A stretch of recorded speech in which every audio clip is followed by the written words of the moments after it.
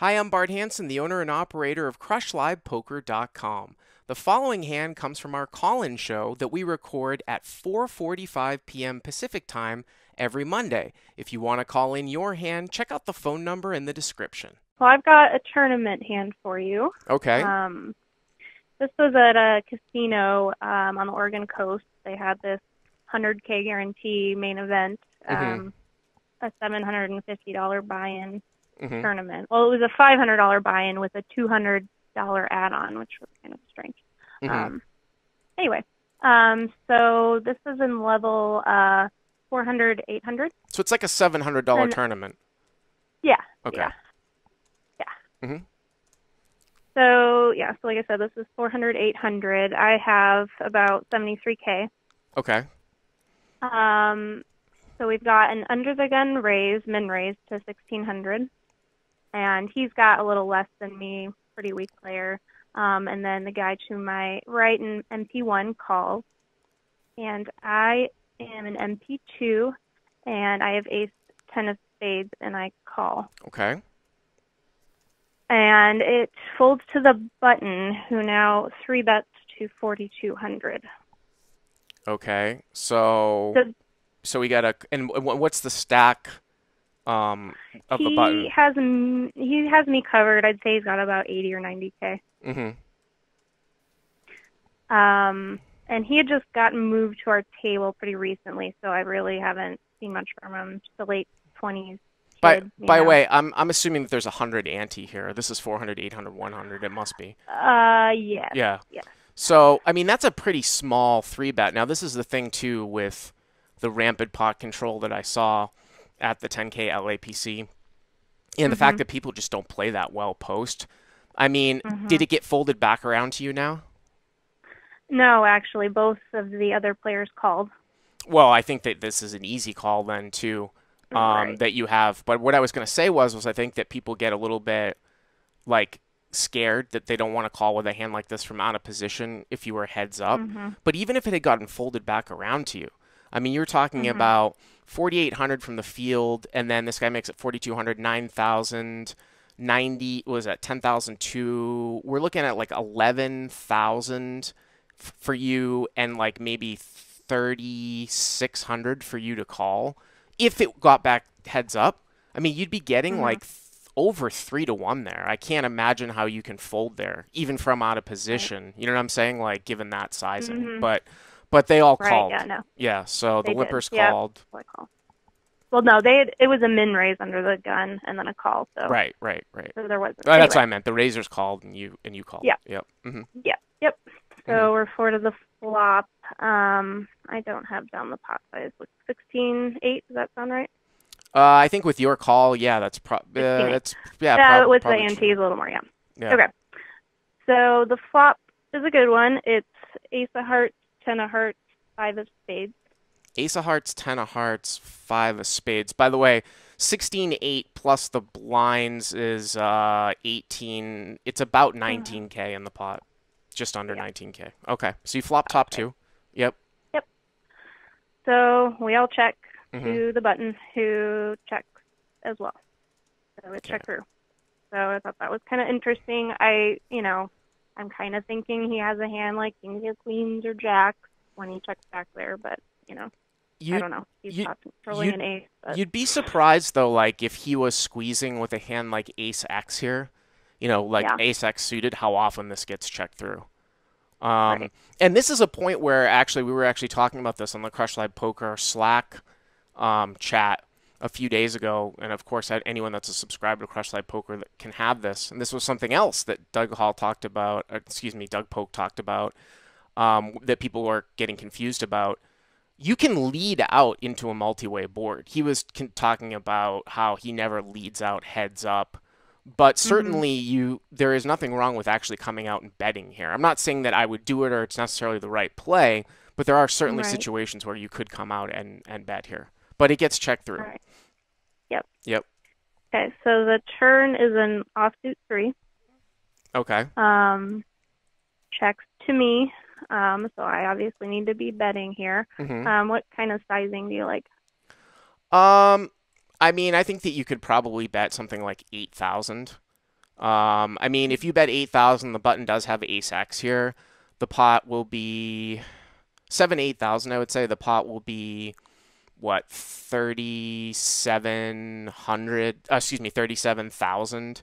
And that will set up a nice like 15 to 20K value bet. Remember, in tournaments, we kind of get out of the mode of necessarily getting full value because the Mhm. chips that you get, even if it might not necessarily be full value, the chips that you win, you'd rather win a smaller pot 100% of the time than necessarily get full value X% of the time, if you follow me, because it gives Mhm. you an Mhm. advantage in the tournament. And that's usually Right. how these sizing things go. Yep. Yep. Yep. So yeah, I was right around there. I bet 8,500. Okay. Um, and the button calls, So you and bet then the two. 8,500. Button calls. Do Mhm. the other people fold? Yep.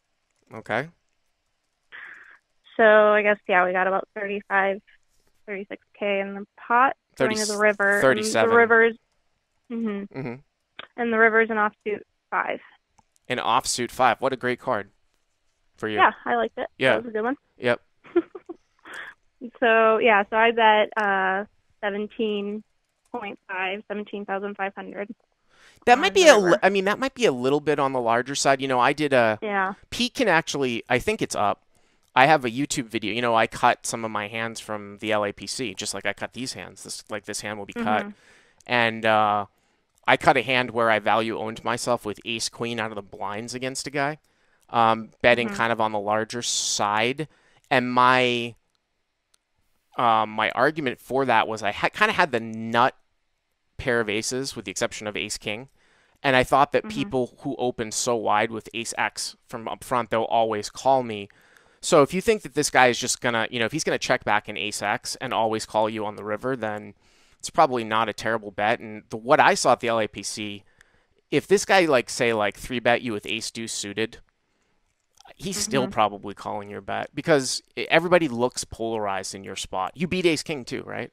So I mean, you've Mhm. got the nut, right? You also block the aces, the pocket aces, and the pocket tens. So yeah, I Mhm. don't really mind. Yeah, I don't mind the sizing. So you bet 17.5. Yep. Yep. Mhm. And he now does something pretty unexpected. Mhm. He raises to 40K.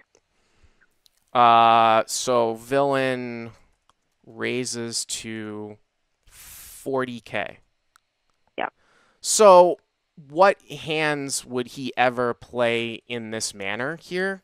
I mean, we don't really know anything about him. Again, I'm going to make an assumption that it is going to be extremely rare that someone is going to check through pocket aces, pocket tens, pocket fives on this board in a three bet pot with this pot size, with this texture. You block Mhm. pocket aces and pocket tens, right? Is Mhm. he even three betting pocket fives? So Mhm. he would have to have a hand like 5x that he called you on the turn with, like maybe a 5-4. That would be the only thing here that would make sense. But with you blocking pocket aces and pocket tens, I would definitely call. I mean, Okay. yeah, I would definitely call. Were you thinking about he covers you, right? Yeah, he So does. you weren't ever thinking about like shoving back or anything. That's not the question. No, Okay. no, I don't think so. Yeah. I was just kind of curious and just wanted to make sure you don't see this line from pocket aces, pocket tens that much I mean, because I definitely didn't it's think so, but obviously I was confused. yeah, it's obviously possible, but I mean, you look at all the Mhm. information about the hand, right? Right. There's only one Exactly. combo of each of those, right? Because we have ace 10. That's Mhm. important, right? So, there's only Yeah. 33% of what would have been the total combos. Then you look at how Mhm. big the pot size is, that it's a three bet pot, and you look at the fact that a double slow play, and what I mean by that is that like checking back the flop and then not raising the turn with the guys Mhm. behind you too. Remember, you bet next to act. It would be all kinds of crazy things would have to happen for this guy to show up with pocket aces or pocket tens, especially when you block Yeah, 2/3 of the combos of them. I I think this is agree. more likely to be like 5-4, if anything. Mhm. But I've seen people Right. spaz, and maybe they just think that they're going to get you off of a hand. Um, Hell, I mean, a guy might click this up thinking that ace king is the nuts here now that the five paired, but that's probably pretty rare. But I certainly would call here for sure. Yeah. Yeah, and he definitely seemed like weak to me because he made the raise and he kind of stared at me. It's Yeah. just like that just seemed kind of like he was trying to intimidate me. Hmm. Anyway, yeah, I made the call and he had pocket aces. So he had pocket aces. Yeah, yeah. I was pretty shocked, but Yeah, I don't think that you you did. know, I don't think that you did anything wrong. right? Really there. Like I don't Yeah, think he shows up with pocket aces all that much. And like I said, you block the combos, so it's very, very difficult. You know what I mean? yeah, I thought so too. But I didn't know if there's any way I could be folding here, given the fact that I didn't think so. I just was It's kind of also curious on kind the of. river, and I mean, it's also sort of. I look at this as sort of a bad play too, like in a tournament, in the sense that hmm if you have such board coverage here with pocket aces, um, it's going to be unlike, I mean, yeah, somebody could have an ace X type of hand, but I think the better way to get value versus ace X is obviously to bet right away. But then also, too, like, you're giving away just free Broadway cards, I feel like, too, here, which, yeah, you know, it's not necessarily the worst thing in the world, but in a tournament when the pot's big, if he's just basically announcing, well, I'm always stacking off here no matter what, you get into that kind of negative equity slow play thing that I talk about where you can hmm slow play a hand and you're basically saying, well, I'm stacking off. And a guy might not actually give you any action unless he beats you. Like he hits a miracle four outer. You know what I mean? right. I just feel like that even might even be more apt to happen than somebody bluffing you than this guy getting action by somebody bluffing at it if he has this much board coverage. You know what I mean? hmm With Oh pocket yeah, aces. for sure. So Yeah, no, it was not a great play by him, but hey, he got my chip, so so I mean, I'm assuming whatever. that if he bets the flop, he's going to get all of your chips though, right? That's what I thought too. Yeah. Yeah, I don't know how I'm ever folding because I don't know how this guy plays. He may overplay ace king. I would definitely. I I don't mean, in know. a tournament like Yeah. this, if he bet the flop in a three-way pot into four Mhm. people, I would check. You should be check raise getting it in. So he actually didn't even Yeah. win the Yeah. maximum. So Yeah. I all right, agree. thanks, Cool. Amanda. All right. Thanks. Appreciate the call. Hey guys, if you like what you've seen here, please click on the subscribe button and you'll get notified every time we put up a new video. And if you want to check out crushlivepoker.com for the first month free, use the code YTA100. Click on the link right there.